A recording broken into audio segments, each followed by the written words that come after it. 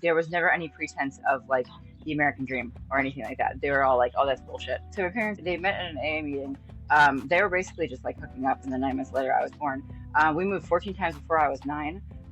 They were constantly fighting. They were back and forth together. Everything that you think you want is something that has been filtered in and fed to you.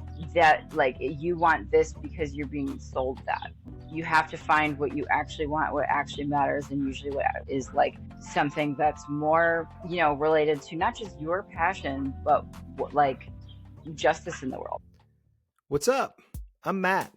Welcome to Earth Monster, the storytelling show that celebrates vulnerability and speaks to the darkest, messiest little parts of your heart about the lies that we tell ourselves every day, the stories that we use to get out of bed, the fantasies that we let propel our lives. I call these things necessary delusions, and certainly you call them something different. Or maybe you don't call them anything. Maybe you are the kind of person who really likes staying stuck in that hard shell of a human ego. That's cool. I get it. But this conversation is all about sort of taking a little hammer and tapping through that. Give it a little crack. See what's on the other side. See just what might happen if you tried relating with the people around you instead of holding on so tightly to this idea that you have about yourself. Too deep? So if you are the kind of earth monster who probably needs therapy, but you'd rather listen to a podcast, then you've come to the right place. Subscribe to the show. We are your people, because it can be a very fine line between keeping a positive attitude and lying to yourself. It takes a certain amount of delusion to wake up and do this whole thing every day. And so I have struck out into the world to have this conversation with as many people as I possibly can. I will talk to anyone. I love talking to all different kinds of people. And what I really see happening in the world right now is everything seems to be trying to pull us away from each other. Build walls, put on a different jersey. Let's fight. But no one seems to want to talk about the endless similarities between us all, the universal human experience that we're all sharing every day. And so I post this ad on Craigslist, and anyone can sign up to talk. I'm very excited to share my conversation today with Eli. Eli responded to my ad on Craigslist in the Los Angeles area. And like everything in Eli's life, she brings a lot of energy and focus, a big heart, and unrelenting confidence. So see if you can find a little piece of yourself in Eli. So I lived a very like unorthodox life in general. I was raised by two old beatniks. So like I'm 38. My parents were both like about my age when they had me, and there was never any pretense of like the American dream or anything like that. They were all like, oh, that's bullshit. That's just like moving to the suburbs is like death. Like they were tortured artists kind of vibe. And so like, but they're also very intelligent people. They're very like anti-capitalist, anti-establishment. And so I was raised in that sort of world. And I think that definitely like something that is different though is that they were like one of them is still alive. The other one died like very, very in debt, like just like grew up in poverty, but like very interesting poverty, like with artists, like who are kind of guiding that light, who are like looking at like always like, see between the lines kind of thing.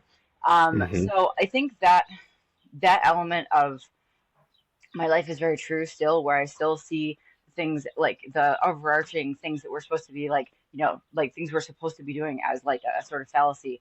But I think that there's also an element of like, do you want to do that, or do you want to just be like struggling your entire life? And so that was something that I had to like learn myself, was like that you do have to like, I guess, like sell out or whatever a little bit yourself to be able to survive and to live the life that you want to live. Otherwise, you're always going to be talking about the dreams that you're having and not actually doing them.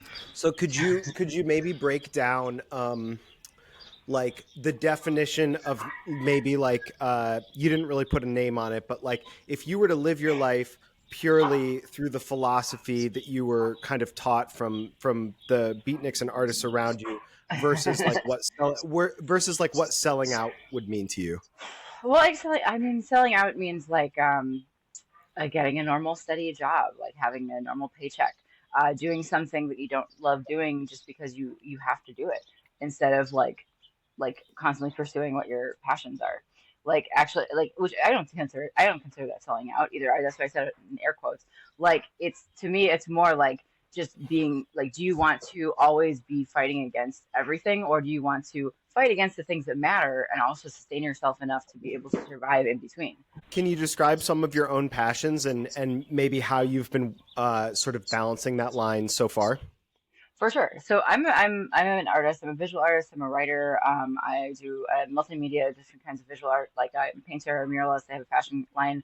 Like I do like installation art. I write books. I write fiction. I write nonfiction. And like, but that is all stuff and I do get paid for that sometimes. But I also like know that in between, like right now, I'm kind of like going to be doing a bunch of other little like kind of like side hustle things where it's like I have to always have like like to be able to sustain yourself, unless you come from a lot of privilege, you have to at some point like not do the thing that you want to do all the time.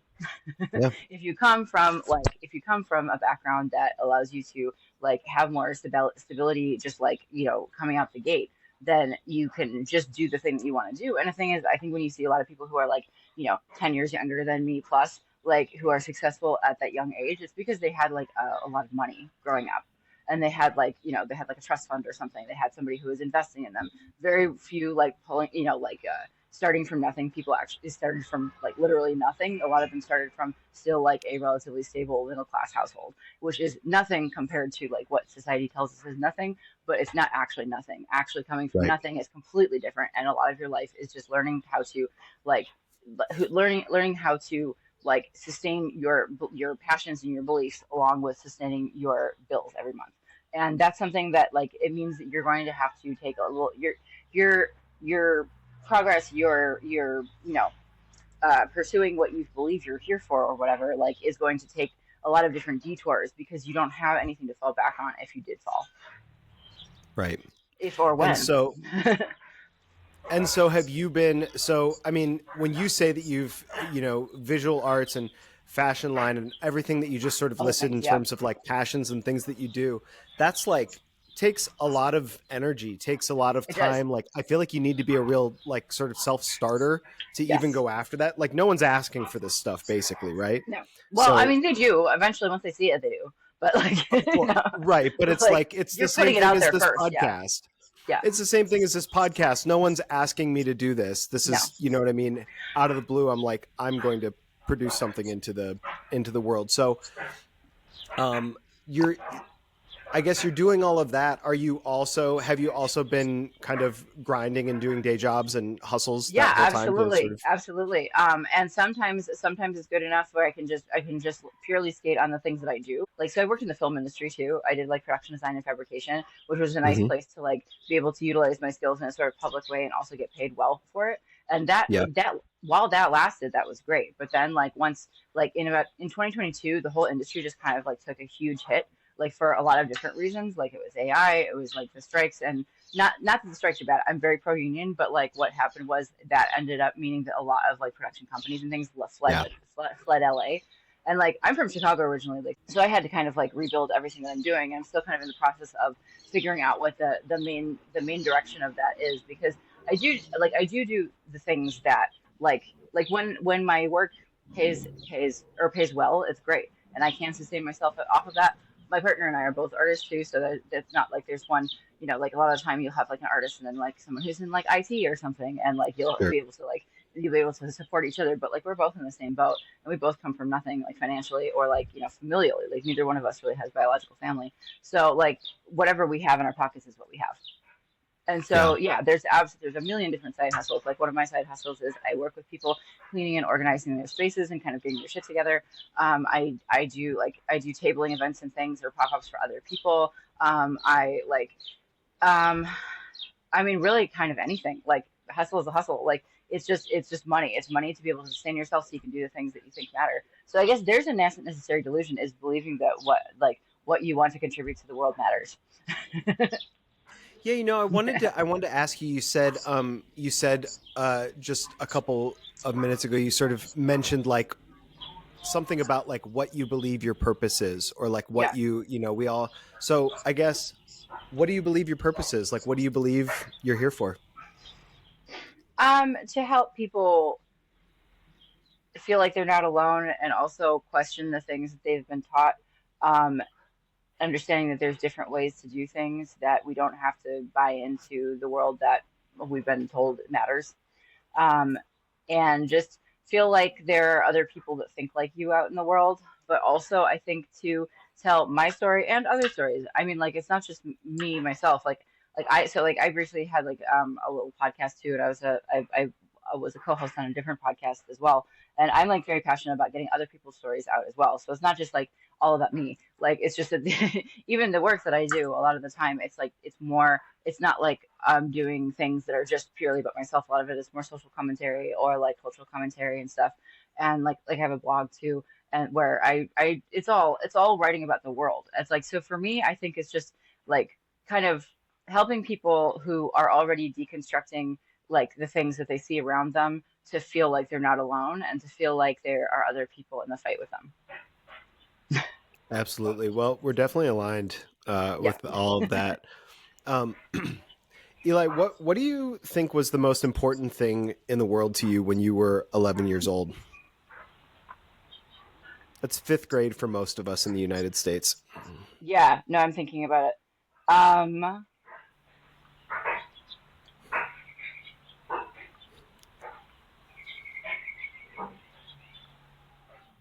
uh, like writing and tornadoes.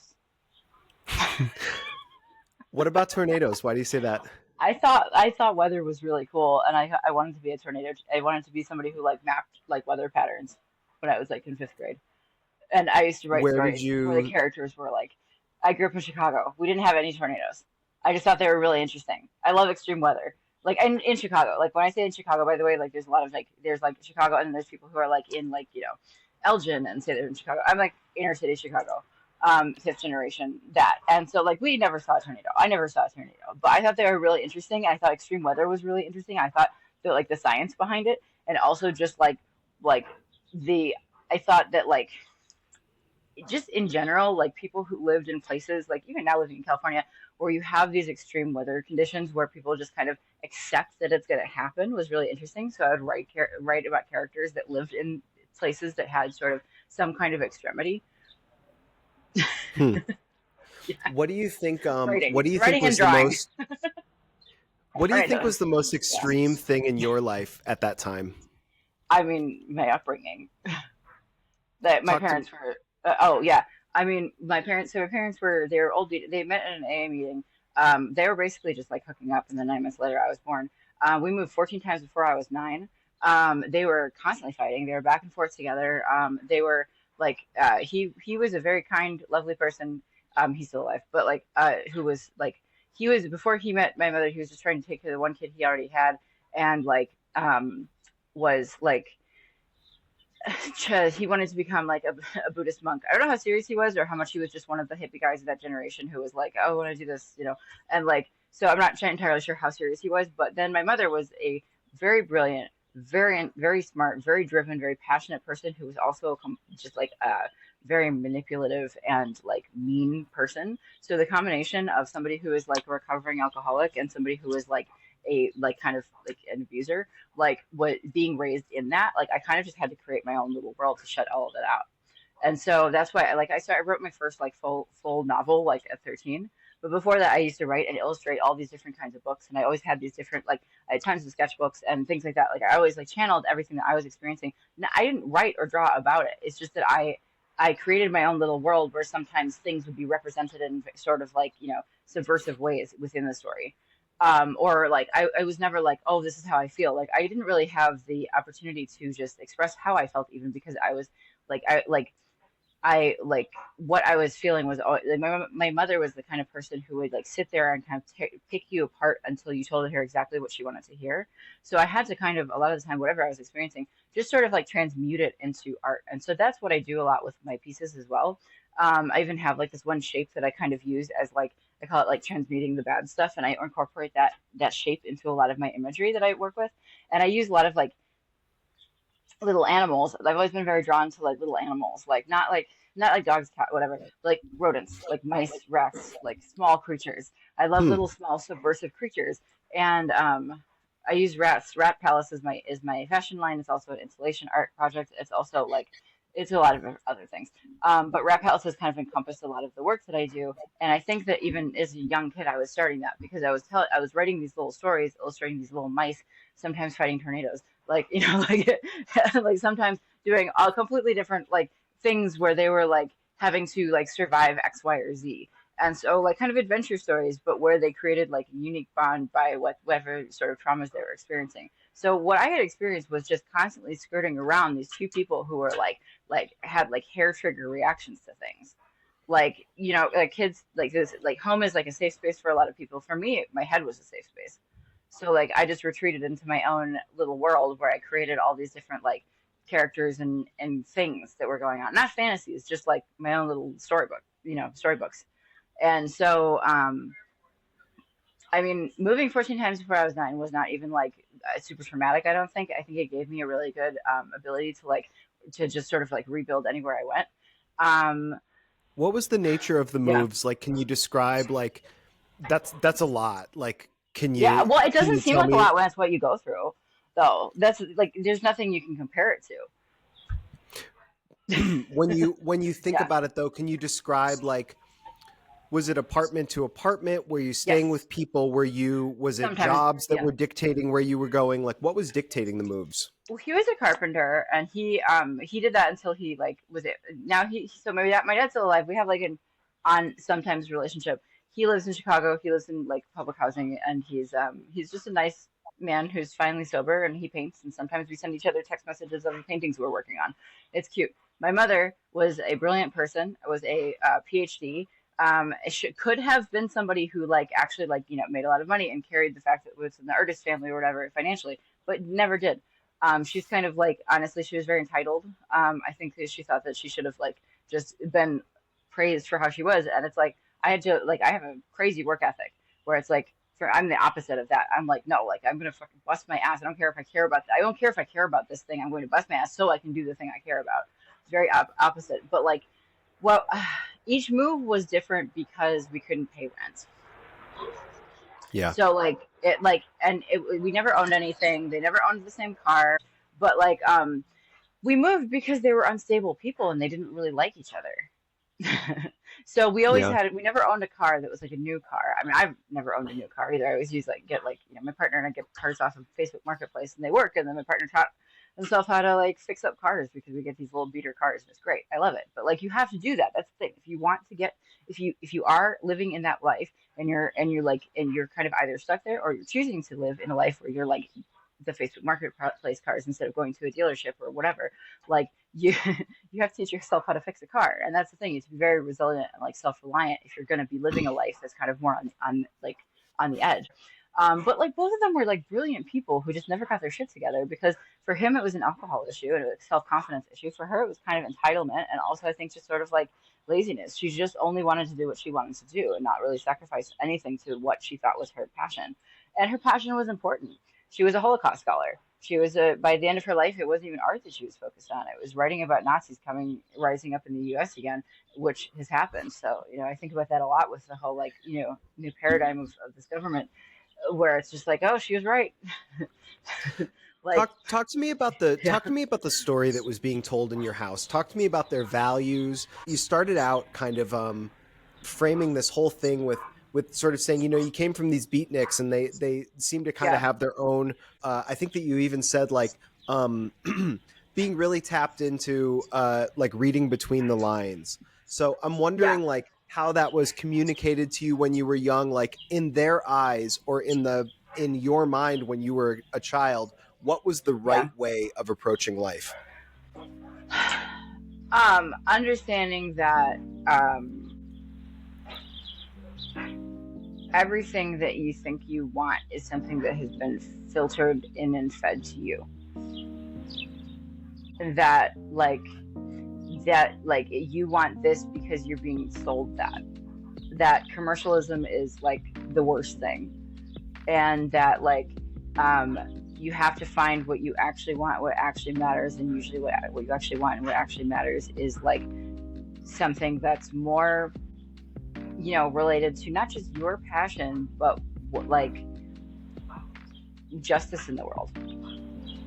How do you receive that story as a kid? It's pretty heady, I feel like, for a little kid to be told everything that you want, what you desire Well, right they now. never told me things like that. It was this is what I picked up off of them. I see. Well, so my mother got really inspired into she went back to school when I was 3. So she was in school. This is another thing. She was in school not working like the entire time from the time or barely working from the time I was 3 to 19, and I was already out of the house by then. Like so she got her master's in Holocaust studies, and so I'm like 5, 6 years old, and she's watching these documentary upon documentary about like like how that all of that happened, and then writing about it and talking about it nonstop. There was no filter of like this isn't like like information the child should hear. I was just Right. treated like another little tiny like young adult. I knew about the money problems. I knew about everything. I wasn't really sheltered from any of that. I think she tried to shelter me from some of the things that she did consider commercial or like stupid or whatever. Like I wasn't not allowed to watch certain TV shows because they were too adult. They were just if they were she thought they were stupid or they were selling the wrong message. I wasn't allowed to watch them. Sure. But like it was like her sitting there smoking a cigarette with a book in her lap, talking about how you have to like how like you have to be aware of what a political regime is trying to teach people or how they're indoctrinating people or talking just kind of offhandedly like analyzing while watching a documentary about the Holocaust about like how these things happen. And so I feel, especially with what's going on right now, I feel very like other people are like, oh my god, where did this come from? Like I knew about this my whole life. This is happening and you have to fight it. But there was just no filter. It wasn't like you need to learn this. There were no like life lessons like that. It was more like talking to me like I was an adult. And Yeah. like she was very into like they were very, but when I say beatniks I mean like they were very like hip. So like I would like grew up watching MTV until 2 3 in the morning when I'm 8 years old, like, and my mother talking about like explaining like the cultural references of like this song versus this song, and like what it was like when MTV first started and blah blah blah, and like partying in discos and hitchhiking across the country and stuff like that. It was just I think, but at the same time she was sort of like she had kind of like detached from this artist thing, and she was just like you should not pursue like don't pursue your artistic passions, pursue, because I'm really good at science too, like I was always academically very good in school, and so Hmm. I was always kind of pushed into like more like intellectual pursuits, whereas my dad kind of didn't care. He was very hands off, honestly, but he taught me some of the skills that I've used in my life more than anything else, like which is like building things. Like I do fabrication, so like and I can build and fix things, and that's because he taught me at 7 years old how to use tools, how to How build. did you view them as a kid? Were you um I mean, I'm imagining this is like pretty multifaceted, obviously, but Yeah, it's kind of like I'm wondering like how much did you accept from the sort of like story that you're being told, and how much did you reject? How much did you sort of like look at them and think like they're so cool, I want to emulate this, and how much of it was like I need to get back to my room and write a story and get away from the craziness out here? I didn't really think they were cool.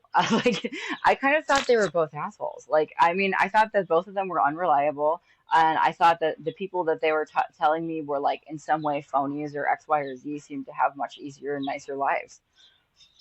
Like, Yeah. and I think I thought, and fundamentally, like, I knew politically I aligned with them, but I thought that the way that they were choosing to live their lives and what they were actually doing with their lives was the things I did not want to do at all.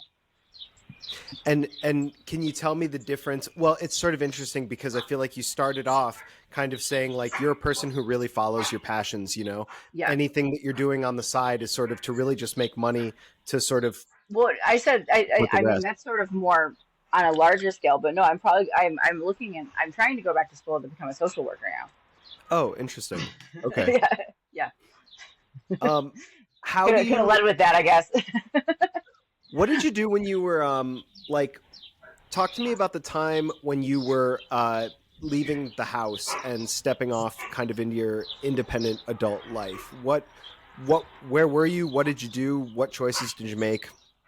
Oh, I couldn't wait to get out. At that point, it was just my mother that I was living with. My dad had kind of dropped off the face of the earth. But like, I had like a boyfriend that I like, a high school boyfriend that I kind of like we had like his parents were also like old weirdos. We had like a almost like not live in, but like each weekend we'd stay at each other's houses. I considered myself living like a little adult from like 15 on.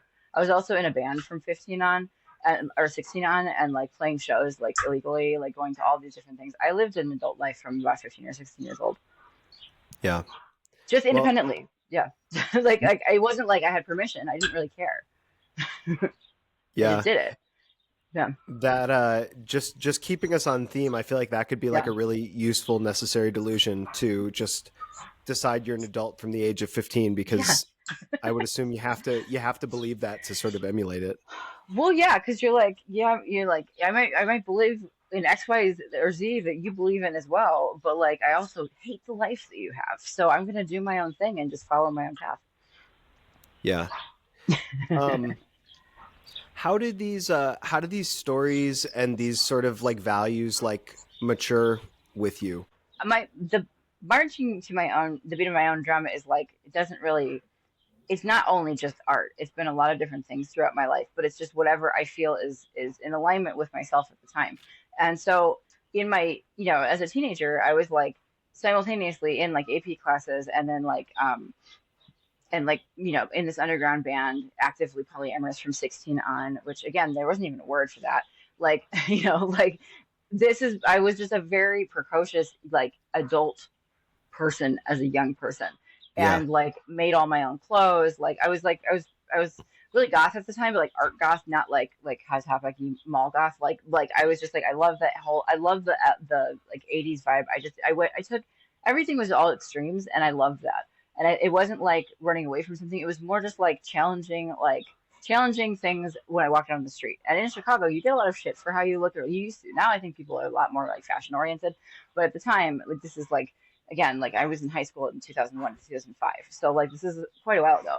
And Yeah. like, um so but I just loved it. And I had a high school partner who is still one of my best friends years later, like, and like a band, and I had my own little like universe that I was just building, and I was still doing well in school, and I got some scholarships and stuff, and went to college, and went to art school, but also was kind of like, yeah, this is all kind of bullshit. And like I got really into political activism and spent my like pretty much my whole 20s doing like social justice and environmental justice and like food justice work, and working as a community organizer, and like working. I was part of a small group of people that were the ones who brought back like physical blockade like activism. And like I was part of like one of the organizers of this small like faction of like anti-coal and oil activists in the US. I got arrested a couple of times, like, but that at a certain point I kind of like hit a wall where I was like, I don't, this isn't exactly what I should be doing. I know that I shouldn't just be doing this, because I felt like I was like living for something that was very good, but there was no me personally as myself in that. And it's Yeah. 20, like, so at 26 I kind of shifted from that. So I did that from like 21 to 26. From 26, and I did graduate college. I did a college degree, but I left my graduation to go do a direct action with Greenpeace. It's funny, Eli, that you sort of landed on that point, because as you're talking, I'm sort of thinking, and this is a common thing actually in a lot of the conversations I feel like that I have, is I'm really trying to understand the person. I'm really Yeah, trying to understand you and sort of who you are and where you've been. there's a And lot of and layers.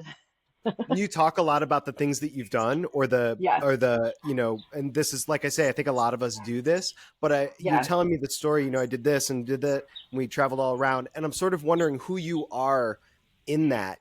So Well, that's kind of what. Yeah, yeah. when you kind of woke up from all of that, who did you find yourself to be? Well, so I shifted from doing that to moving to. I joined my friends and we started a urban farm on the far south side of Chicago. And that to me was much more fulfilling because I felt like I was able to engage with people fully as myself. I'm naturally a community organizer. I'm naturally an artist. I'm naturally somebody who loves people and loves socializing and loves helping people make their own lives better. And that's a common thread through everything that I do. Like, I love people, like genuinely. Like a lot of people are sort of like, think that like don't believe in humanity. It's like I absolutely believe in humanity. I think humans are beautiful, and so connecting with people on a genuine level. And I that was one of the more fulfilling parts of my life. Was working in that with that community of people. Like I think that something that's such a core part of myself is believing that the world can be better and working towards that. whether that's through art or activism or through a crazy band or through politics or through whatever. It's hard to separate me from my actions because action is one of my main like tenets of life. Like even when I You're was going doing, at a yeah, thousand miles an hour, Eli. It's I can yes, only imagine what your life is because this conversation, you're moving at a yeah, thousand miles an hour. I'm thinking you and I tried to jump on this call a week ago, and you should have seen my view of it because you were in constant motion. I could tell you were in the yeah, middle of a job. You're trying to do this phone call. You're trying to, yes, it's you have become the tornado, right? yes, It's but like a like good tornado.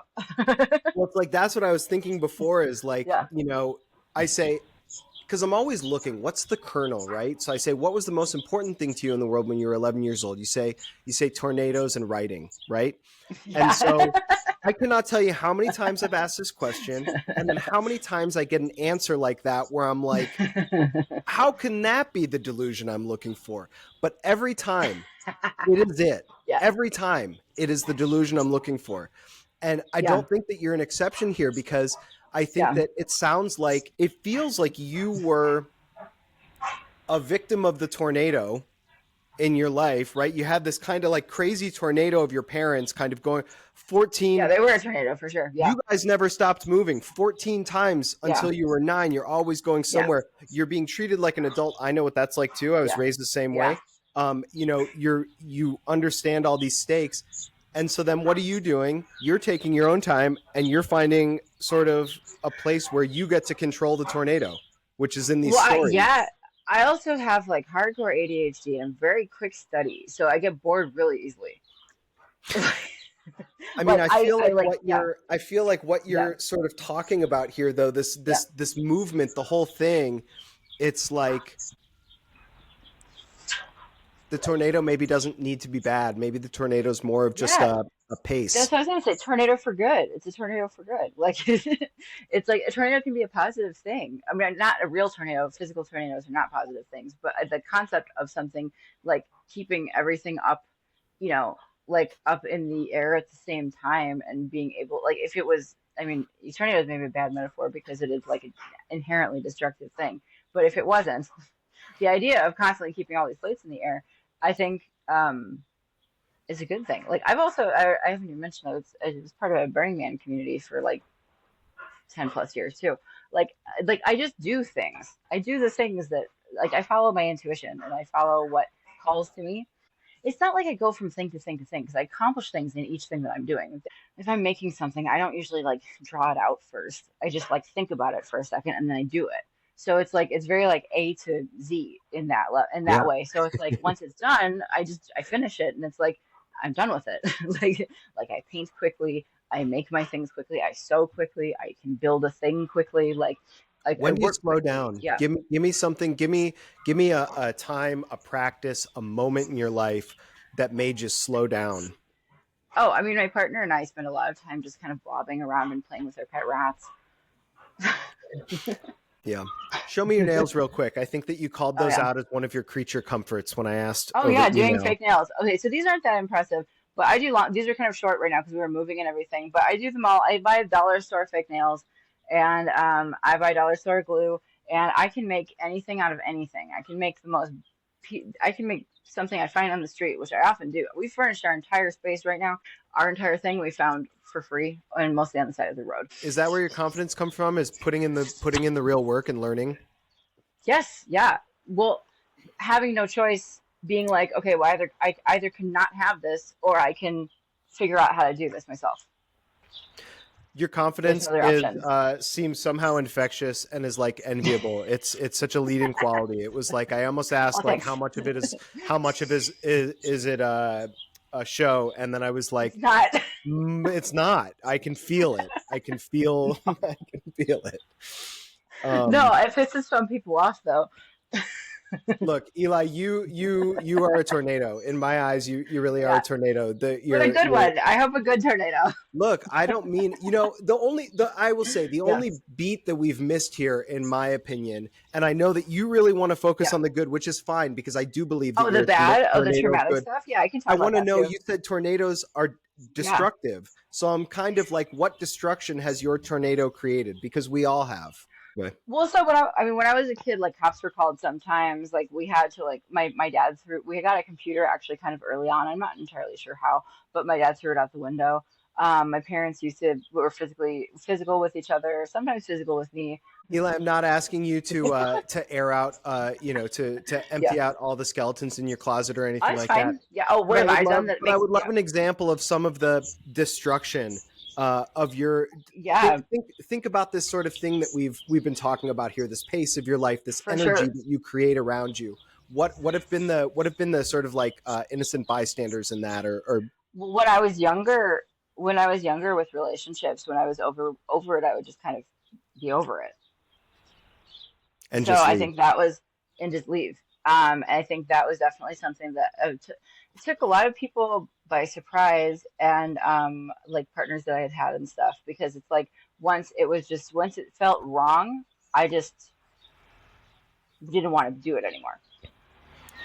You're sort of all or nothing in that way. Maybe you bring a lot of energy, a lot of person when I you're do, there, yeah. and then when you're done, you just disappear. I wouldn't disappear from their lives, but I would disappear from. I would be like, I would end the relationship. I see. Yeah, and then with other things too, I think sometimes my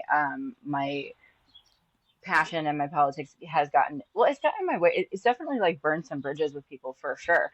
I'm not saying it's not all positive, but at the end of the day, it's like if it's something that I don't think that I feel okay with, then I try to like make amends with people. I also don't drink and stuff myself. Like by the way, just as an add on. I was never like an alcoholic, but like I don't think it brings out the best in me, so I don't do it. Um I'm like California sober. But like Eli, I see a lot of myself in your story. I see a lot of oh good. myself in your story. Honestly, I Good. think it's so relatable. What you're talking about. I really appreciate you sharing yourself like Cool. this. Do I have your permission to share this recording online and in the podcast, different videos and all that good stuff? Absolutely. Yeah. Yes, Um, definitely. a big thanks to Eli for sharing today and to you for being here. Did you find a little piece of yourself in her? Because sometimes you really have to want to see it. It can be so easy not to. To just see or hear one single thing and decide, I am not like this person. This is one of those other people that I do not care about and I do not pay attention to. So don't be lazy. Don't do that. Maybe like Eli, you are the kind of person with unrelenting confidence. Or maybe you admire that. Or maybe you believe that what you have to contribute to the world matters. That you can make it a better place through art or activism or some crazy band or politics or whatever. Maybe you work fast or you're resilient or self-reliant because you know that that's what it takes to live on the edge. Maybe you believe that everything we think and want has been filtered and fed to us. And so you question the things you've been taught. I found a lot of myself in Eli, and I see her as that tornado for good. Because from a very young age, it was necessary for her to get control of the storm and spin it in her own direction, to follow her passion and fight for justice and keep all of those plates in the air at the exact same time. So here's the homework. Figure out what kind of earth monster you want to be. Get an idea and hang on to it tight, like a dog with a bone. Think it, feed it, do it. And I know what you're thinking. I'm missing a shoe. No, you have to take the first step. So subscribe to the show because you found your people, Earth Monster, and we will be back next week with more epic, everyday stories of success and redemption. I'll see you next time.